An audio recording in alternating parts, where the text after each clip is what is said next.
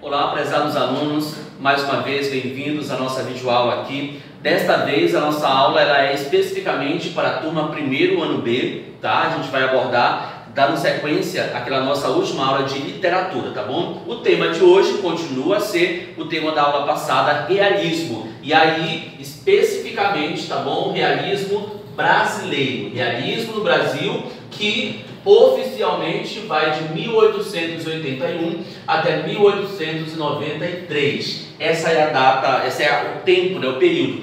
Mas eu antecipo que você não precisa ficar se preocupando com datas, tá? O interessante para o estudo literário não é quando começou, quando terminou. Claro que a gente precisa situar em relação ao tempo, mas não é interessante ficar se preocupando tampouco com decoreba, como se diz, tá? O importante são as ideias, é compreender a importância que esses autores tiveram, a importância que determinadas obras tiveram e têm, continuam a ter até hoje para a nossa cultura brasileira, e inclusive alguns deles, como o autor do qual a gente vai começar a tratar hoje, não teve importância somente no Brasil, tá? Ele é um autor que foi bastante difundido para fora do Brasil, traduzido para outros idiomas, tá? Então vamos lá. O realismo, nós já falamos semana passada, mas aí eu faço uma retrospectiva brevemente. O movimento realista, como o nome já diz, vai trazer como as suas principais ideologias a forte crítica à sociedade. E aqui eu trouxe novamente a palavra, tá? Criticidade.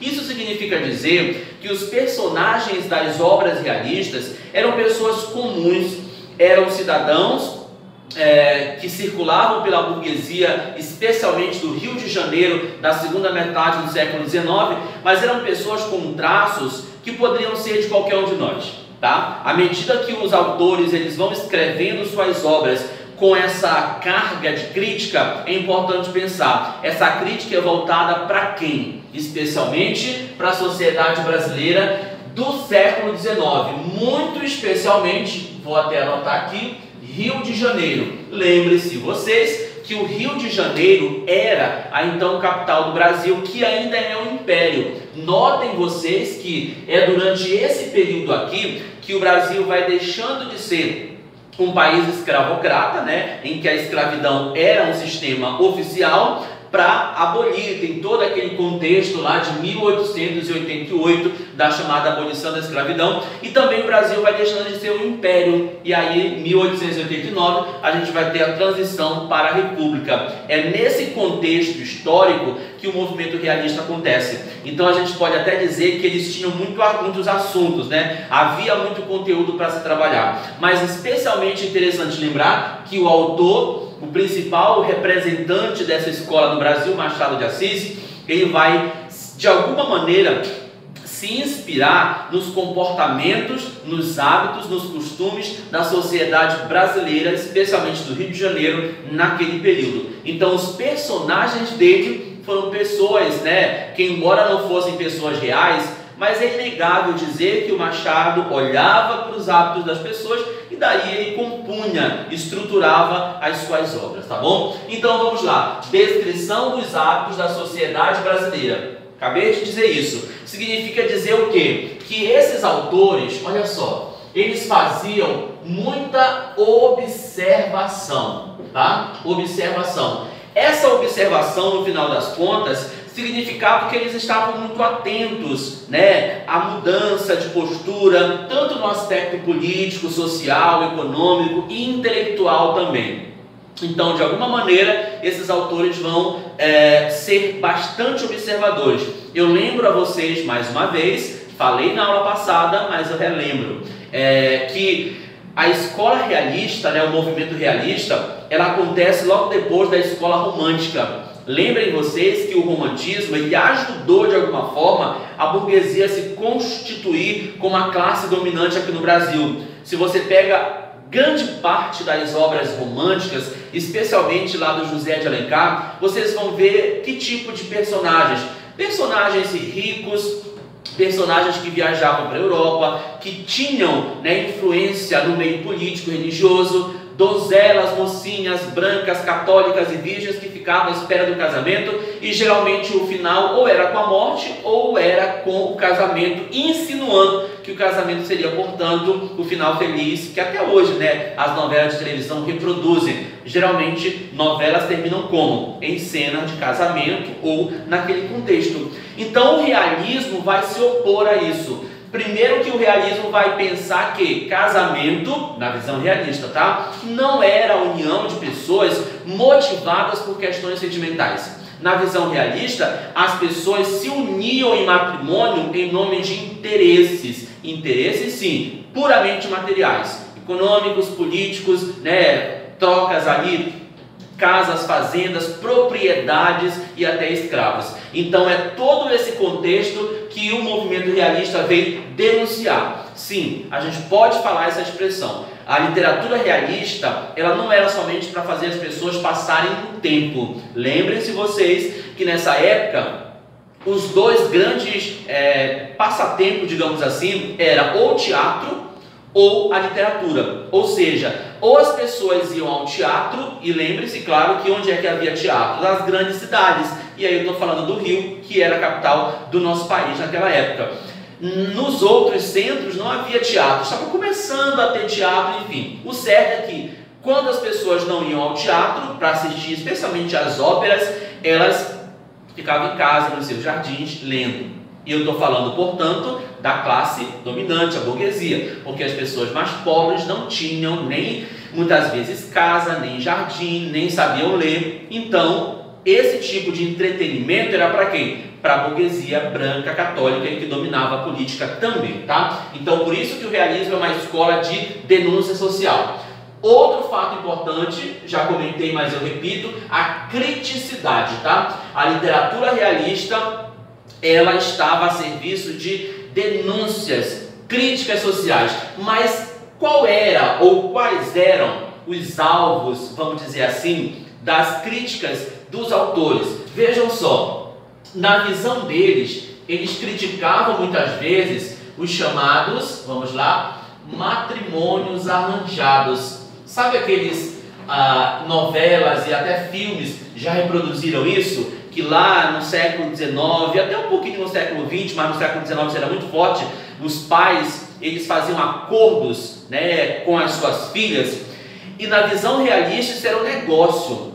Na visão realista, isso devia ser combatido, porque às vezes a menina mal nascia e já estava prometida, e o pai passava a infância toda da menina tentando arrumar um pretendente, mas não podia ser qualquer um, tinha que ser um rapaz que viesse de uma família que tinha posses, que tivesse influência política, ou seja, que tivesse todo um aparato material. Não era para qualquer um, naturalmente, que o pai iria querer entregar sua filha. Há quem diga assim, mas os pais arranjavam casamentos para as meninas porque eles estavam preocupados com o futuro delas, né, de elas ficarem amparadas. É claro que é verdade também, né? Nenhum pai vai querer entregar sua filha ou saber que a sua filha não vai ter perspectiva de futuro.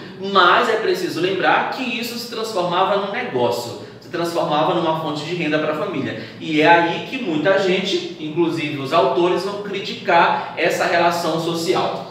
O Machado de Assis também, ele era um autor extremamente irônico, tá? Fazia suas ironias, como eu já disse, aos matrimônios arranjados. Eles criticavam, olha, os acordos políticos, inclusive, e um dos temas que mais aparece nas obras realistas é este aqui, vejam só, o adultério, tá? Porque, vejam só, na concepção realista, um casamento que começa sem haver sentimento ali entre os noivos, marido e mulher, qual é o futuro? As pessoas irem buscando suas realizações, buscando realizar seus desejos, né? E aí, muitas vezes, a única forma de a mulher, especialmente, escapar daquele casamento que era um tédio sem fim, era o adultério. E é aí que as obras vão trazer esse tema e debater. Aí você pode até perguntar, mas essas obras não causaram escândalos naquela época? Claro que sim. Tanto no Brasil quanto na Europa, há inclusive autores, especialmente na Europa, em Portugal, na França, que foram praticamente presos, processados, tiveram as obras queimadas. essa de Queiroz, Gustave Flaubert na França, essa de Queiroz em Portugal, né, e o Flaubert na França, foram dois grandes exemplos de autores europeus que sofreram processos porque tratavam desses temas nas suas obras. Então, o realismo, de alguma forma, a gente incomodou bastante a sociedade da época.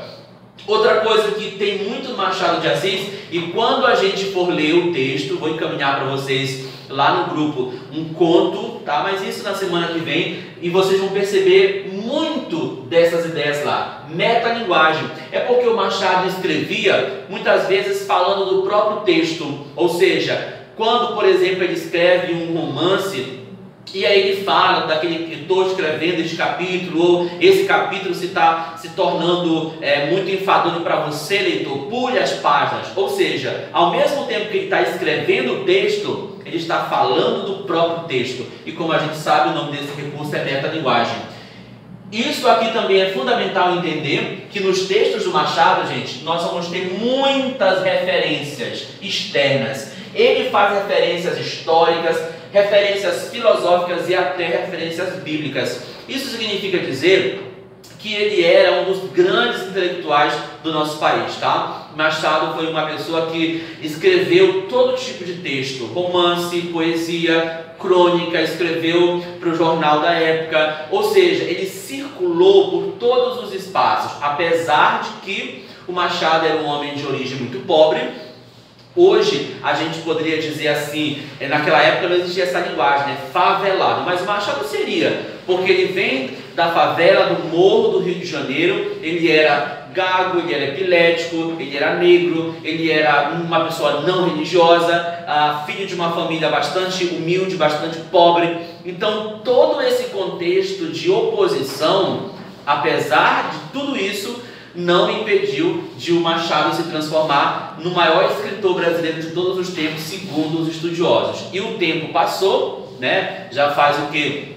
Mais de 130 anos que ele escrevia seus textos, e ele continua a ser uma das principais referências, não só para o Brasil. Teve até uma notícia interessante que saiu agora no mês de julho passado, não sei se vocês chegaram a ler, que agora em julho foi publicada nos Estados Unidos uma edição do livro Memórias Póstumas de Brás Cubas, mais uma versão, e o livro simplesmente se esgotou na Amazon, nos Estados Unidos, e também em outras plataformas e livrarias que vendiam a obra. Então olha só, um escritor brasileiro do século XIX, negro do subúrbio, do morro, da favela, que até hoje faz enorme sucesso no Brasil e até fora do Brasil, tá? Então isso é motivo de orgulho para nós, tá?